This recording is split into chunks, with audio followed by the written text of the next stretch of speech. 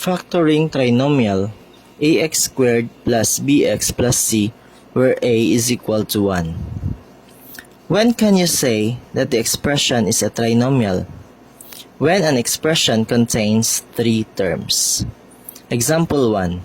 Factor the polynomial a squared plus 2a plus 1. So, ang target natin dito is we are going to factor the first term and the last term. So, the factors of a squared are a times a. Then, the factors of 1. Okay, so ito yung tandaan natin. Dapat, kapag positive ang last term, the factors could be positive, positive, or negative, negative. Kasi, wala namang positive, negative na magbibigay sa'yo ng positive result. So, always, it's a positive, positive, or negative, negative. Another thing to consider is that, titingnan natin yung middle term. Ano ba ang sign ng middle term? So, kapag positive ang middle term, ang factors natin ay lahat positive. At kung negative naman, ito ay lahat negative. So, for this example, we have positive ang middle term. So, therefore, the factors are all positive. So, ang gagawin natin ngayon ay maghahanap tayo ng factors ng last term na kung saan kapag i-add up natin ay magiging middle term.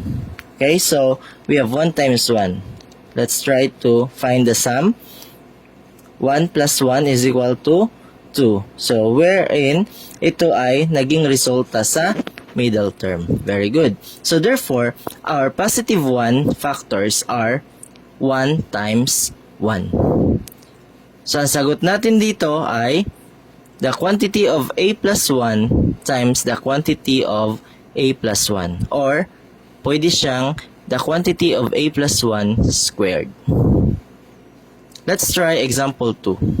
Factor the polynomial b squared plus 8b plus 16. Titingnan natin.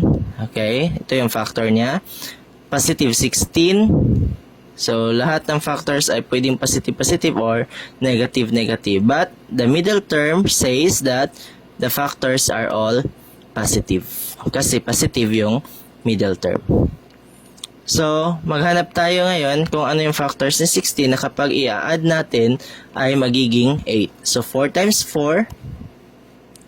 Okay, sum of the factors, 4 plus 4 is equal to 8, which results to the middle term. So, therefore, the factors of 16 are 4 at saka 4. So, the answer for this expression is that the quantity of b plus 4 times the quantity of b plus 4. Okay, example 3. Okay, observe natin ha. So, factors of that one, b times b. Si 16, positive. So, pwedeng positive, positive or negative, negative. Tingnan natin si middle term. Ano ang middle term? Ano yung sign niya? It's negative. So, the factors are very good. It's negative, negative. So, maghahanap tayo ngayon ng factors na negative, negative na kapag i-add natin ay magiging negative 8. So, negative 4 times negative 4, okay, the sum is negative 8. So, ang factors ng 16 ay negative 4 at saka negative 4. So, the answer is the quantity of b minus 4 times the quantity of b minus 4. Example number 4. Factor the polynomial c squared minus 15c plus 36. Okay, ito. Then, 36 positive factors are all negative dahil sa negative yung middle term sign. So, ano yung factors? So, let's try. Ang factors ng 36, pwede negative 6 at saka negative 6. Pero itry natin kung magre-resulta ba siya ng 15 kapag i-add. Negative 6 plus negative 6, it's negative 12. So, hindi siya yung factors natin. Then, let's try another factors. We have negative 12 at saka negative 3. Okay? And negative 12 plus negative 3 is equal to negative 15, which is nagresulta doon sa middle term. So, the factors are negative 12 and negative 3. So, we will have the result of the quantity of b minus 12 times the quantity of b minus 3. Example 5. Factor the polynomial c squared minus 11c plus 10. Okay, so ito. We have positive 10. Again, factors. Kasi negative sa middle term, you have negative, negative. Okay, so let's try negative 1 times negative 10 as the factors of 10. So, try natin i-add negative 11, which is the result of the middle term. Okay, so therefore, the factors of 10 are negative 1 and negative 10. So, the answer is the quantity of c minus 1 times the quantity of c minus 10. Example number 6. Factor the polynomial c squared minus 7c plus 10. Try natin. Okay, very good. Then 10, since positive, okay, tapos negative ang middle term, automatically, negative, negative. Tama. So, yun lang yung tandaan ha. Kapag positive yung last term, tapos negative yung middle term, ang factors natin ay negative, negative. Okay, so, we have negative 1 and negative 10. I-try natin. Ito yung factors niya.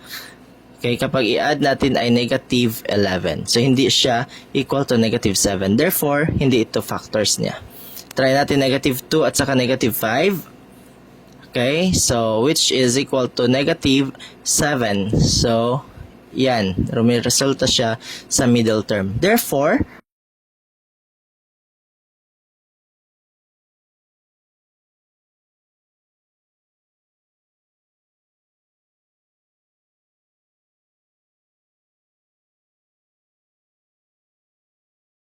example 7. Factor the polynomial d squared plus 11d plus 24. So, alam natin, d squared, okay, factors, kasi positive yung middle, are all positive. So, maghanap tayo ng factors ng 24, na kapag nag-add tayo, ang result ay 11. Very good. So, the sum of factors, 25. So, hindi ito yung factors niya. We have 2 times 12. Kapag in-add natin, 14. So, hindi pa rin siya yung factors. Maghanap pa rin tayo. 6 times 4 is 24. Pero kapag in-add natin, the result is 10. So, hindi pa rin siya. Then, we have 8 times 3. Kapag in-add natin ay 11. So, therefore, our factors are 8 times 3. So, the answer is the quantity of d plus 8 times the quantity of d plus 3. Madali lang? Very good. Let's have example number 8. Factor the polynomial d squared plus 2d minus 24. So, kung mapapansin ninyo, ang last term natin dito ay negative. It's negative 24. So, ano ang gagawin natin dito? Okay, so, we are going to factor the d squared. You have d times d. Negative 24, the factors of that one should be negative at saka positive. So, therefore, the factors of negative 24 are positive and negative. Kasi, kapag minultiply mo itong positive times negative ay magiging negative. Okay? So, but, para mas madali, tandaan nyo na lang, kapag positive yung middle term, in this case, positive yung middle term, so ang big number ay positive. Tapos yung smaller number ay negative. So, again, ang big number ay positive at saka yung small number ay negative kasi positive yung middle term. So, maghanap tayo ngayon ng factors ni 24 na kapag sinubtract natin, ang result ay positive 2. So, let's have 24 plus negative 1 is equal to 23. Kasi 24 minus 1 is 23. Next, 12 times negative 2. Kapag sinubtract natin, ang result ay 10. So, hindi pa rin siya yung factors. Next is 6 times negative 4. So, kapag sinubtract natin, 6 minus 4 is equal to 2. Therefore, yan na yung factor natin. You have the factors of 24 are 6 and negative 4. Therefore, the answer is the quantity of d plus 6 times the quantity of d minus 4. Nakuha? Okay, let's try example number 9. D squared minus 5d minus 14. Again, factor the first term, d times d. Kung makikita nyo, negative 14 yung last term. So, the factors are positive and negative. But since ang middle term dito ay negative, so ang bigger number ay negative, tapos yung smaller number ay positive. Again, ang big number ay negative at saka yung small number ay positive. So, maghanap tayo ngayon ng factors ng 40 na kapag sinubtract natin, ang result ay 5. Okay, so you have negative 14 plus 1 is negative 13. Hindi siya yung factors. Okay, so you have negative 7 at saka 2. So negative 7 plus 2 is negative 5. Nakuha na ba? Okay, so that is now our factors. So you have negative 7 at saka positive 2. Since if we are going to subtract 7 and 2, you have 5. Okay? So, the answer is the quantity of d minus 7 times the quantity of d plus 2. Okay, let's try another one. Factor the polynomial d squared minus 29d minus 30. So, d times d, negative 30, so positive times negative. Pero dahil negative yung yung middle term natin, ang factors niya ay dapat yung big number ay negative at saka yung small number ay positive. So maghanap tayo, ano ba yung factors ni 30 na kapag sinubtract mo ay 29. So of course, you have 30 at saka 1 kasi 30 minus 1 is 29. Then bigger man yung negative, so negative 29. That's correct. So, the factors, we have the quantity of d minus 30 and the quantity of d plus 1. Any questions? Okay, so, try this. Factor the polynomial. Number 1, f squared minus 17f plus 30 is equal to. Number 2, p squared minus 18p plus 81 is equal to. And number 3, r squared minus 3r minus 28 is equal to. Comment your answers in comment section and don't forget to follow and share. Thank you!